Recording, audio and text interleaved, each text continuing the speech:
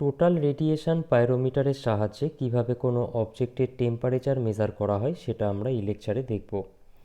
দেখো, যখন optical pyrometer পড়িয়েছিলাম তখন বলেছিলাম এটাই যে টেম্পারেচার মেজার করার জন্য সবথেকে বেশি ব্যবহৃত ইনস্ট্রুমেন্ট হচ্ছে গিয়ে থার্মোমিটার, বাট সেটা হচ্ছে গিয়ে কন্ট্যাক্ট টাইপ।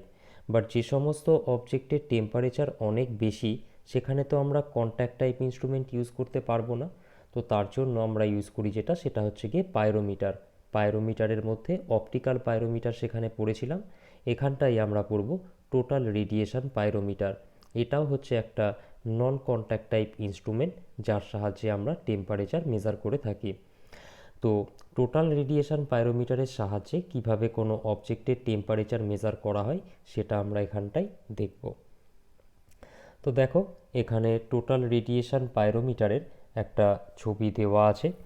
ধরো যে অবজেক্টের টেম্পারেচার মেজার করা হবে সেটা ধরো এরকম একটা জায়গায় আছে, বাইরে একটা সার্টেন ডিস্টেন্সে আছে। এবার অপটিক্যাল পাইরোমিটারের লেকচারেই বলেছিলাম যে কোনো বস্তুকে যখন আমরা উত্তপ্ত করি, তাকে যখন হিট দিই, তখন সেখান থেকে এনার্জি রেডিয়েট হয়। এই যে এনার্জি রেডিয়েট হচ্ছে তার মধ্যে দুই ধরনের ওয়েভলেন্থের ওয়েভ থাকতে পারে। যে ওয়েভগুলোর ওয়েভলেন্থ আমাদের ভিজিবল রেঞ্জের মধ্যে পড়বে সেগুলোকে আমরা দেখতে পাবো, যেটাকে বেস করে অপটিক্যাল পাইরোমিটার কাজ করছিল।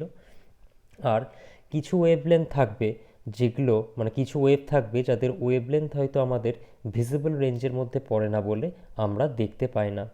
তো টোটাল রেডিয়েশন পাইরোমিটারে ভিজিবল অ্যান্ড ইনভিজিবল দুই ধরনের ওয়েভলেন্থের যে ওয়েভ সেটাকেই কিন্তু দুটোকেই কিন্তু এখানে ইনক্লুডেড করা হচ্ছে। কিভাবে ইনক্লুডেড হচ্ছে আমরা দেখব সেটা। তো এটা ধরো একটা হিটেড বডি আছে, সেখান থেকে যে ওয়েভগুলো রেডিয়েট হচ্ছে তার মধ্যে দুটো ওয়েভকে এখানে দেখানো হয়েছে। তো এই ওয়েভটা দেখো ভেতরে যাচ্ছে, ভেতরে গিয়ে এখানে একটা কনকেভ মিরর রাখা আছে। মিররের প্রপার্টি কি হয়, মিররের মধ্যে যদি লাইট পড়ে বা কোনো ওয়েভ যদি আপতিত হয় তাহলে সেটা কি হবে, রিফ্লেক্টেড হয়ে যাবে। আচ্ছা, তাহলে ওয়েভ দুটো অ্যাকচুয়ালি অনেকগুলো ওয়েভই বেরোচ্ছে, এখানে বোঝার সুবিধার জন্য জাস্ট দুটো ওয়েভকে দেখানো হয়েছে। তো সেটা যখন এই মিররের আপতিত হচ্ছে, দেখো এই ওয়েভটা এখানটায় এসে এই পয়েন্টে আপতিত হলো, আর এই ওয়েভটা এখানে এসে এই পয়েন্টে আপতিত হলো। আপতিত হওয়ার পর কি হবে, রিফ্লেক্টেড হবে। রিফ্লেক্টেড হয়ে একটা সার্টেন পয়েন্টে ওরা মিলিত হবে। দেখো এই পয়েন্টে এসে মিলিত হচ্ছে, যে পয়েন্টে এসে মিলিত হবে সেখানে একটা থার্মোকাপল বা থার্মোপাইল রাখা থাকে। তাহলে আলটিমেটলি ব্যাপারটা দাঁড়াচ্ছে এরকম যে একটা হিটেড বডি যার টেম্পারেচারকে আমরা মেজার করব, সেখান থেকে যে ওয়েভগুলো বেরোচ্ছে সেটাকে একটা কনকেভ লেন্সের ওপরে এমনভাবে আপতিত করা হচ্ছে যে ওই কনকেভ লেন্স থেকে ওয়েভগুলো রিফ্লেক্টেড হওয়ার পর যে পয়েন্টে মিলিত হবে সেই পয়েন্টে আমরা একটা থার্মোকাপল বা থার্মোপাইলকে রাখছি।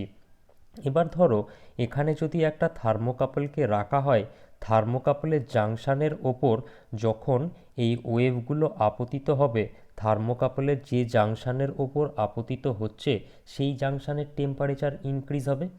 তো থার্মোকাপলের যে জাংশনের ওপর ওয়েভগুলো আপতিত হচ্ছে সেই জাংশনের টেম্পারেচার যদি ইনক্রিজ হয়, আর একটা জাংশনের টেম্পারেচার তো রেফারেন্স টেম্পারেচার মানে রুম টেম্পারেচারেই থাকছে, তাহলে যখনই দুটো জাংশনের মধ্যে টেম্পারেচারের ডিফারেন্স হচ্ছে তখনই সেখানে একটা ইএমএফ বা ভোল্টেজ তৈরি হবে।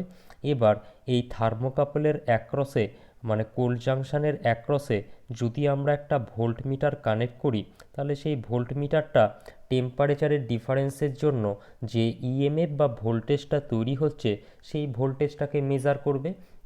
তাহলে আলটিমেটলি এই যে হিটেড বডিটা ছিল তার যে টেম্পারেচার সেটা কিসে কনভার্ট হলো, ভোল্টেজে কনভার্ট হলো। বেসিক্যালি ভোল্টেজ হলো গিয়ে এখানে এই হিটেড বডিটার টেম্পারেচারের একটা ফাংশান। এর টেম্পারেচার যত বেশি হবে, হিটেড বডিটার টেম্পারেচার যত বেশি হবে তত বেশি ভোল্টেজ এখানে তৈরি হবে।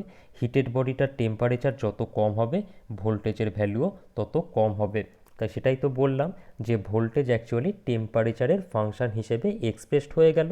তখন ওই এক্সপ্রেশন থেকে আমরা ভোল্টেজের ভ্যালু থেকে টেম্পারেচার ক্যালকুলেট করে নিতে পারবো।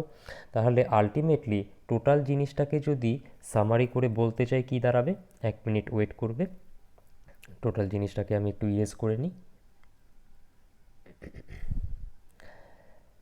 যে একটা হিটেড বডি আছে যার টেম্পারেচারকে আমরা মেজার করতে চাই, তো ওই হিটেড বডি থেকে যে রেডিয়েশনটা পাচ্ছি সেটা ভিজিবল হোক ইনভিজিবল রেঞ্জের হোক যেটাই হোক না কেন, সেটা যখন এই কনকেভ মিররে আপতিত হচ্ছে কনকেভ মিরর সেটাকে রিফ্লেক্ট করছে, রিফ্লেক্ট করে যে পয়েন্টে ওই ওয়েভটা মিলিত হবে সেখানটায় আমরা একটা থার্মোকাপল রাখবো। তো থার্মোকাপলের জাংশনের ওপর যখন এই ওয়েভগুলো এসে মিলিত হবে সেই জাংশনের টেম্পারেচার ইনক্রিজ হবে। আর একটা যে জাংশন যেটা রেফারেন্স টেম্পারেচারে আছে সেটা তো তার তো টেম্পারেচার ইনক্রিজ হয়নি, তাহলে থার্মোকাপলের জাংশন দুটোর মধ্যে টেম্পারেচারের ডিফারেন্স তৈরি হলো। যখনই থার্মোকাপলের জাংশন দুটোর মধ্যে টেম্পারেচারের ডিফারেন্স তৈরি হচ্ছে, সিবেক এফেক্টের জন্য ইএমএফ তৈরি হবে। এবার থার্মোকাপলের কোল্ড জাংশনের অ্যাক্রসে আমরা যদি একটা ভোল্টমিটার কানেক্ট করি তাহলে সেখান থেকে আমরা ভোল্টেজের ভ্যালু পাবো। হিটেড অবজেক্টটার টেম্পারেচার যত বেশি হবে, থার্মোকাপলের জাংশন দুটোর টেম্পারেচারের ডিফারেন্স তত বেশি হবে, ভোল্টেজের রিডিং তত বেশি হবে। আর হিটেড বস্তুটার টেম্পারেচার যত কম হবে, থার্মোকাপলের জাংশন দুটোর টেম্পারেচার ডিফারেন্স তত কম হবে, ভোল্টেজের ভ্যালুও তত কম হবে। মোট কথা ভোল্টেজটা টেম্পারেচারের একটা ফাংশন হিসেবে এক্সপ্রেসড হয়ে গেল ভোল্টেজের ভ্যালুর থেকে। তাহলে সেই এক্সপ্রেশন থেকে আমরা সহজেই এই যে হিটেড অবজেক্টটা আছে তার টেম্পারেচার ক্যালকুলেট করতে পারবো। টোটাল রেডিয়েশন পাইরোমিটার এইভাবে কাজ করে এখানে। আর টোটাল রেডিয়েশন কেন বলা হচ্ছে এখানটায়, কারণ কোনো বস্তুকে যখন আমরা হিট দিচ্ছি সেখান থেকে যে এনার্জিটা রেডিয়েট হয় তার মধ্যে দুই ধরনের ওয়েভলেন্থেরই কিন্তু ওয়েভ থাকে। কিছু ওয়েভলেন্থ থাকে কিছু ওয়েভ থাকে যাদের ওয়েভলেন্থ আমাদের ভিজিবল রেঞ্জের মধ্যে থাকে বলে দেখতে পাই, আর কিছু ওয়েভ থাকে যেগুলোর ওয়েভলেন্থ আমাদের ভিজিবল রেঞ্জের মধ্যে পড়ে না বলে আমরা দেখতে পাই না।